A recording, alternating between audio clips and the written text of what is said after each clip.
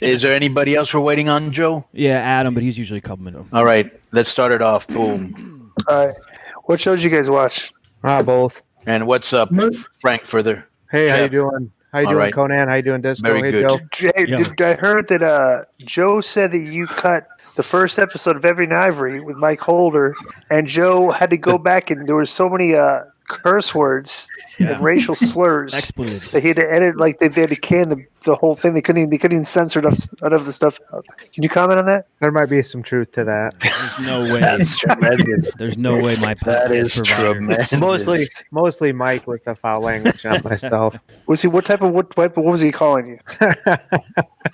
Did he use the word? Did he call you a honky or a cracker? Or did he use the term? How many times did he use the term white privilege? He kept calling him. Not me so much. More about the things he calls Trump. Did he call you a fascist?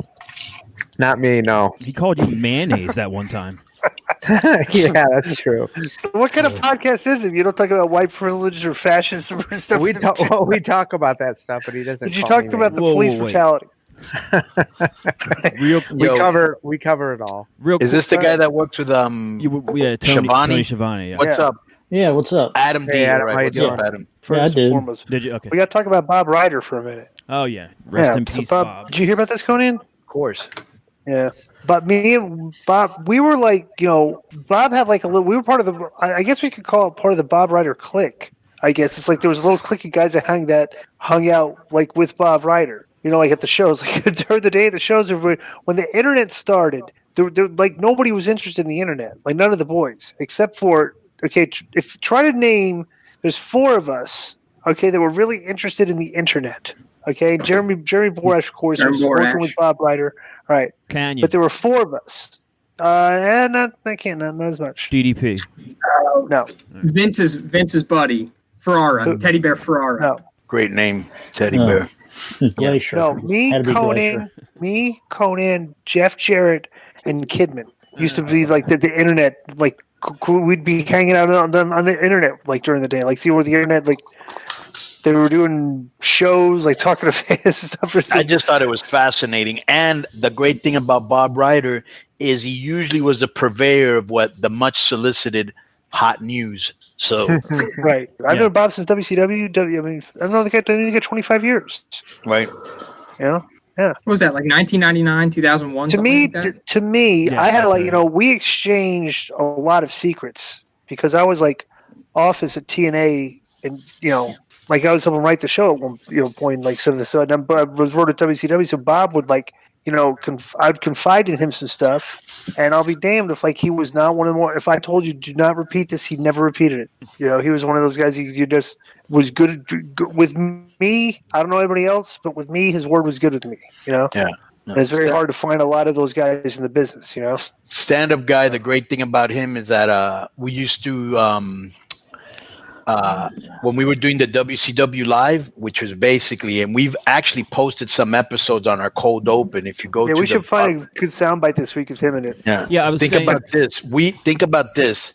The heat that like Selena and AJ and all them got for their kids burying them on the air and all that. Yeah. We were burying the company on the air, and we knew they weren't listening because we weren't getting in trouble. And so when I went to TNA, I was doing Impact in Spanish, and I was bearing whatever I did. And my partner, Moody, would always get mad at me because we were eating on the air, drinking on the air. He'd take a shot of Jack Daniels and just scream, Jack. And so so that's how crazy that was. And I go, bro, nobody's listening, I said before, but I don't think Disco heard me. Is that Bob did keep it at 100 because we had the WCW Live reunion. The reunion show. Yeah, it was Borash, you, me, Disco, and I think Madden might have called in. Madden and Russo. Russo too. Yeah. Random question. Who was the guy who was playing golf when he called in?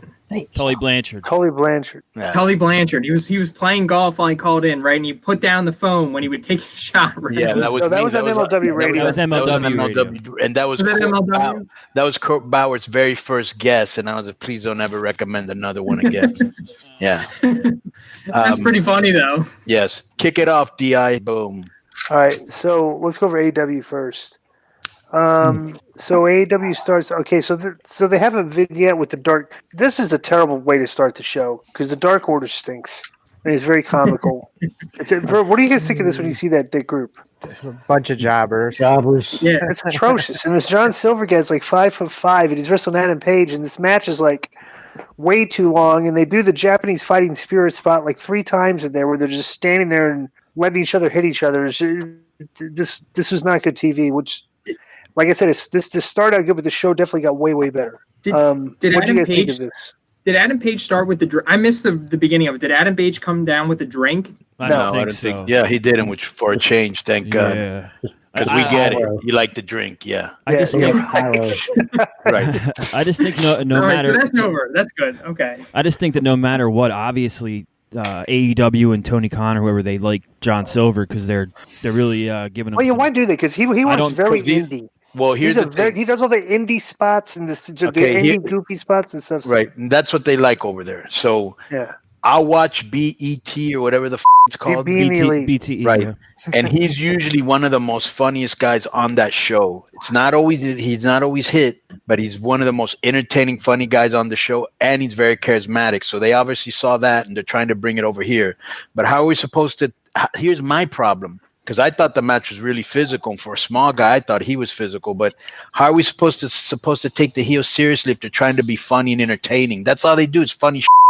You know, he slapped him on the ass. He was posing. You know. And it's like, you know, he's more charismatic than Paige is. You know what I'm saying? Is this a comedy show with some wrestling inserted? You know what I'm saying? And I also, my pet peeve is when the New Dark Order walks out with him, just walks to the back. You know, like they just escorted them out. Okay. Well, here. So after the match, And here's another thing I liked. I like this a lot. well, we got to go over the outro here on the match first. Let me just say this real quick. Did you see when he was on his knees and he was giving him those Bryan Danielson's kick to the chest? Yeah. Those are great. Yeah.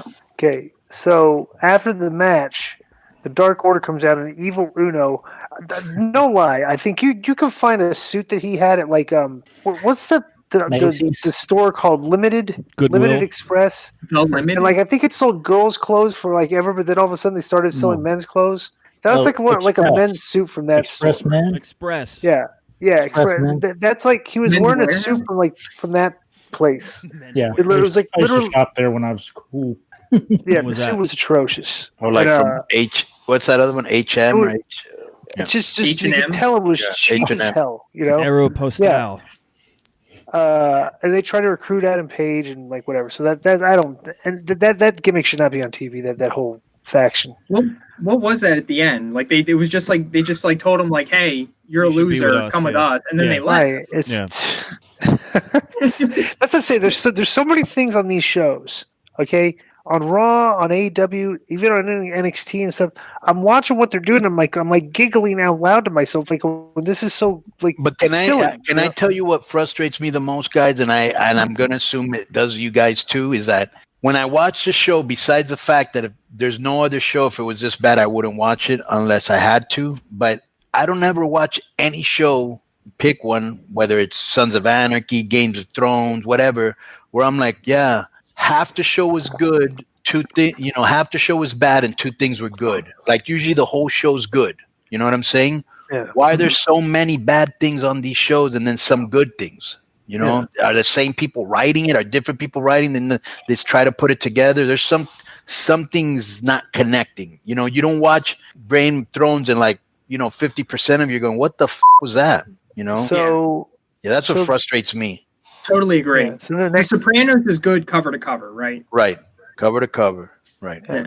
So backstage, Omega was interviewed when asked about the contract signing later. Omega said last week was eventful. He come to the conclusion that the more things change, the more they stay the same. He reflected on nursing injuries he sustained wrestling Moxley a year ago, and he's still nursing injuries.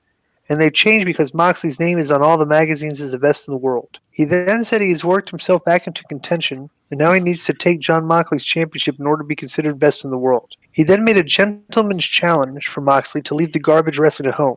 Omega told Moxley to pin, submit, or choke him out, but beat him with skill instead of garbage cans. Omega started to walk away, but came back to say that he listened to John's words last week, and it tugged at his heartstrings. But he bet Dad he bet Moxley's dad wasn't that tough at all, and that his dad could probably beat the shit out of his dad. Is that supposed to be an insult? Jesus. You're grown men, bro. You're grown f***ing men saying this. My daddy. But that line, the promo was so lame until that last line, and that last line was so corny. It was like, this is, I don't know. It was just, I was not impressed by this. Okay. Anybody else? This is how bad his promos have been. This is the best one he's done so far. Because of the last line.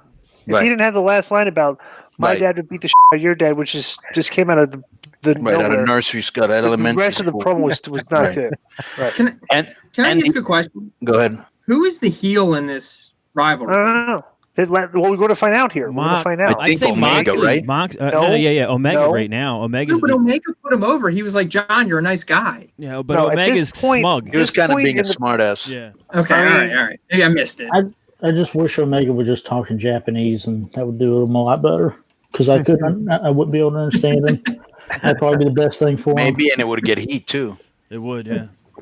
Okay, so then a Darby Allin package. Because that's why Asuka has heat with us, and she's a baby face. So take a wild guess what Darby Allin did. Did he jump off something or fall? I said didn't see this. He lit himself on fire. He lit a Toyota He set a car on fire. Yeah. He set a car on fire, and then Yep. He set a car that on was fire. it. That was pretty much it. Yeah. Car on fire. what is that supposed to mean? Why aren't they?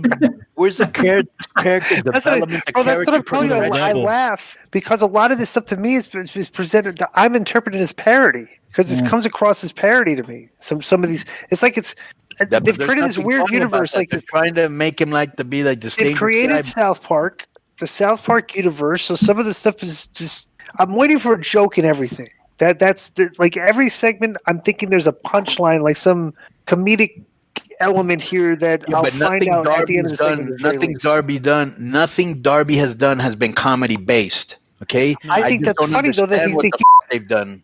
But here it is. I think it's funny that they think it's they're putting a guy over by putting him a body bag and rolling him down a hill. Trying to show this guy's like a stunt man, dangerous guy. Like he don't give a. Yeah, but you know what? He don't give a about his life, right? But they've done nothing to show to elevate him to. Who would know? Okay, is the guy trying his character? He's such a skinny little skateboarder guy that he's trying to show everybody that he's tough, maybe so they won't mess with him. Like maybe that's like this way. I think he's trying to show he's tough because he's a skateboarder and they take a lot of up bumps. You know? Yeah, but remember, like the guys on Jackass got lit on fire and pushed in the shopping cart down the hill and all that. And that was comedy. That was funny, right? It wasn't to prove they were tough. Yeah, but they were trying to be funny. You know, this guy's not trying to be funny. They're trying to show he's a daredevil, like a guy don't give a. But I don't think they've done a good job of that.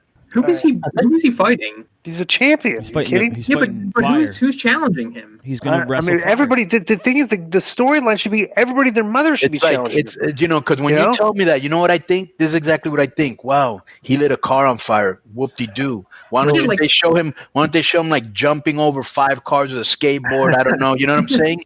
But lighting a car on fire, anybody does that. All right, let's keep moving on here. Well, so then we have Powerhouse Hobbs against. You want to go ahead, Adam? Well, I was just going to say, that car probably belonged to a Jaguar fan who's still in the stadium waiting on a win. He's been there a long time. A terrible team. It's a Powerhouse Hobbs wrestled Lee Johnson, and the announcer didn't even mention this. But Powerhouse Hobbs came out dressed just like Taz used to, with the orange outfit and the fur thing over his thing, and he just obliterated this guy. Now I thought, okay, so. Let me read this because this I was watching both shows back and forth. Before you get to what Taz said in the ring, let me just say this: wow, finally a real squash match. Yeah. One of the things I was thinking about is this guy limited and that's all he can do, or are they going to start doing real squash matches? Because this was a squash. He's really finally green, right? Did you know he hasn't been around too long? No, I don't give a about their records. He was 0-16. Oh, the guy he beat. Real quick. That's tremendous. Real quick before Di reads this. My problem with this is the fact that they brought out Hobbs. They did a squash match. Taz, he's in Taz's little clique there, but so is Brian Cage. So now Hobbs is the badass of the clique, group, whatever stable. Where does that leave Brian Cage? They haven't done this with Brian Cage ever. They never really have him. Bro, I squashed. can No, see he some hasn't squashed dissension anyone. there. Yeah, that's like having two things in the Fantastic Four. You know what You I'm think they're saying? just going to wind up fighting? That's what I think. And I think he should take that belt, whoop him with it, rip it up, throw it in the garbage, and you go, this don't mean shit, neither do you. I'm Brian Cage. Suck on this. Suck this, Hobbs. Take Okay. this, Starks, and go by himself. All right, so after the match, Taz walks the ring and told Hobbs to go celebrate so he could take care of business. Taz had a problem with AEW and the FTW Championship. He said he was sick and tired of the FTW lifestyle and title not being recognized. And he said he's not going anywhere until – basically, he's cut the promo and said, if you don't recognize his title, I'm not going anywhere. Well, they cut the mic off. Right. Okay? So then Cody came out. It's like, hey, what are you doing? This is actually done very well, which is kind of weird in this universe. And like I said, Cody's stuff is always – no, we talk about Cody's stuff always good. He's always fine tunes his stuff to make it real and stuff and all that, you know. So, like, even like everything here, Taz said if he mentioned Keith Mitchell by name and Tony, Keith Mitchell's a producer. Like, everybody in the business knows that. Right. And basically, Cody said, what you call it? That they were going to, like, okay. So Cody comes out and offered him Darby versus Ricky Starks and Will Hobbs next week. Him and Darby. Okay, Taz said no. So then he says, okay, well, he wants the title respected. So Cody said he would get his ass whooped next week, but he still needs someone from management to put some respect on the FTW title. And Cody said he would run it up the flagpole and start to walk away. That was like a line. Said, "I'll go talk to my people about it." Right? Yeah, don't call me. I'll blowing call him off. Yeah, don't call me. I'll call you. So Taz asked him if he was going to say creative had nothing for him or wish him well in his future endeavors. And Cody walked back and grabbed the title and asked if that title was everything. Why was Taz's son training with him instead of Taz? Then the mics got cut off, and Taz said he went too far and that was stupid. So then Taz started leaving, and Cody looked at the camera and told him to cut the segment, and then Taz went up behind him and put him in the chokehold, right? And and Taz choked him out. So this was like good. They this ended with okay. Here was my only question. My only question was, okay, how did he cross the line? Because he said your son trains with me. Well, I'm What's just saying, so bad about that? What is he banging him or some shit? We can pick apart the details of that. But the way they did this was actually entertaining. No, the way they did it was good until, to me, when he goes, hey, you just crossed the line, you got personal. What was personal? Your son trains with me? And then his son. That's you're going to get mad about that and choke him out because of that? Your son doesn't train with you. It would be like Ray. It'd be like Dominic going to someone else, right? Yeah. Well, and then that's the way it was kind of positioned. But then him and his son left. Yeah, but then his son left with him to conclude the segment. Yeah. I like his son's name. Hook. That's his name? Hook. Yeah. Hook. All right. But here's my point, though. It's good, though. This is much better when stuff like this is on the show. Right. Because they very rarely do stuff like this and it ended with heat. And it's like sticks out like a sore thumb because you won't find a segment like this. No, I liked everything about it. I liked the energy, the execution. I just thought that if he would have said something like, yeah, well, too bad your son's never going to make it in the business or something like that, but your son trains with me, big deal. I didn't like it. I didn't I thought like it was good. I thought it was Cody Trump comes out there. That's all I thought was Donald Trump because he's wearing the power tie with the black thing that Donald Trump always wears, and then he came out there with that headset on. So I'm like, well, you're just breaking kayfabe. So are you telling me that you're every week you're back there with that headset on? Like I said, it's a very weird universe you've created on the show. You're saying this guy's going over, this guy's not going over at the last minute before they come out there? I mean, well, I don't think people know. I don't think people are thinking you go over, that go over. I just think they think he's in the back watching the monitor. Well, let me tell you this. There's a good point he makes. He's thinking that. Right. He's thinking that. So that's it. That's at least one fan is thinking it. All right. So right. So that's so I'm saying you're doing this in a way like you're making the details look like details, but you're going a little bit too far. I mean, I know he's an executive vice president. I get it. But during the show, the live show, you're coming out there with a headset. Right. Well, they're trying to show the reality of it. When he goes, I want somebody from management to come out here, and he goes, well, I'm from management, and he still had a headset on. So for his match before he comes out there, he just sets the headset down. Oh, well, out. Yeah, well, he didn't probably in between his match, or like today, he didn't wrestle. So, like I'll give you an example. I'll give you a great example. When I'm in AAA, right, I'm in the back, even though I've never, ever come out with a headset, ever. But when I'll be on the Gorilla, and then they'll be like, yeah, you're in the next segment. I'll take my headsets off. I'll go do my segment, and I come back. So he could be doing that, So then Eddie Kingston's interview by Alex Barbez. Moxley gets right up in his face. Are you the guy that knocked me out last week? He says, "You know that wasn't me."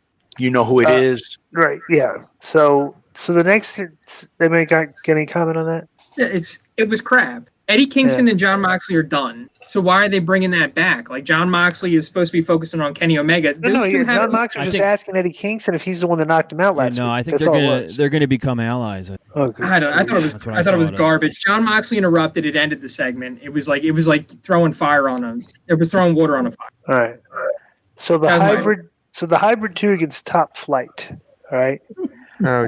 This is a typical match you'd expect out of these guys. See, here's the problem with a lot of the the stuff that like specifically Top Flight do. It's like, bro, it's like the evolution of wrestling isn't like, we need to get back to more in professional wrestling where like the shortest distance between 2 points is a straight line. Because for these guys to inflict, like if you have a guy and you want to do a move to him, it's like they're taking the scenic route instead of just doing something like that's very available. Like a guy will be lying on the mat, right? Like down, and like you'll climb and jump off 2 ropes at the same, to do some acrobatic moves, to just throw something in there when in the good old days, like a big giant splash off the top rope works. And it's like as these new kids come in and start doing all these.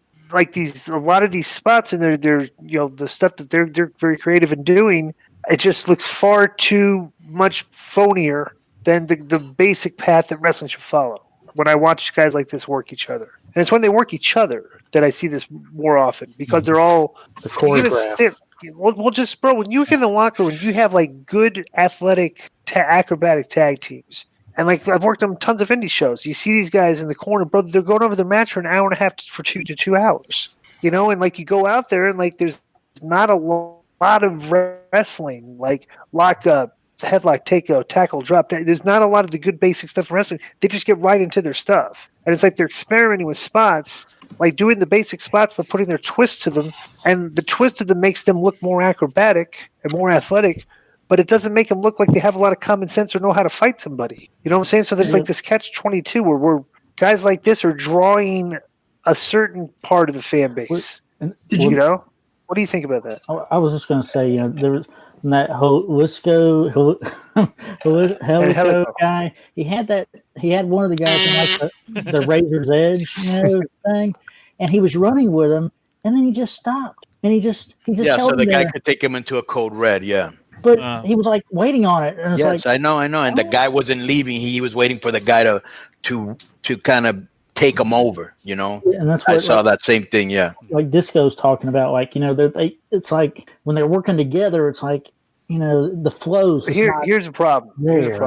It's when these guys have not worked each other frequently, okay? And they do a lot of these spots, and a lot of these spots involve, okay, I'm going to sit here and wait to catch you or help you do, because they haven't practiced the spots with each other and done this a few times. They don't have that chemistry and time. They don't have the chemistry and hide the cooperation. It looks very choppy. The spots do not look, they do not look organic. They look more choreographed. Isn't that part of what the criticism has been this entire time, where it's everything looks so crisp? The good thing about an Eddie Guerrero match.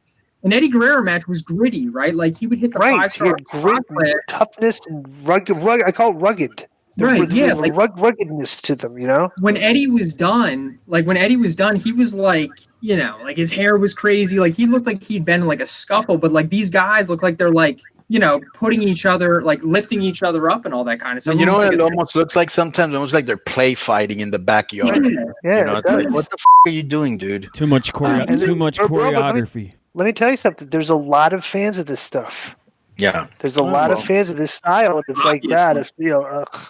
And there's a lot of fans that are not fans. A lot of it comes from lucha, bro. So Yeah. Okay.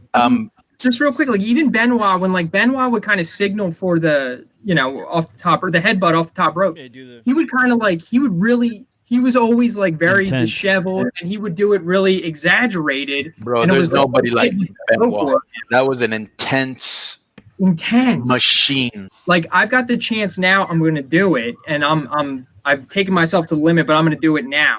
right? And I'm exhausted, but I'm going to do it. And he would do it. But now it's like everybody's putting each other up for everything. To hear the rest of this AEW roundtable, plus another 30-plus minutes on NXT, plus an hour on Raw, plus an hour on SmackDown, plus a couple hours on the Survivor Series, all from this week. Check out the Patreon site at patreon.com/Konnan and Konnan.me. Sign up, get a shout-out, start joining the roundtables, start hearing the entire mailbag. Just come aboard. I promise. This is my guarantee that it is well worth it. It's like having a daily Keeping It 100 with Konnan. You're tired of waiting until Thursday, now later Thursday night? Sign up for Patreon. You get an hour of audio pretty much every day, along with video and everything else.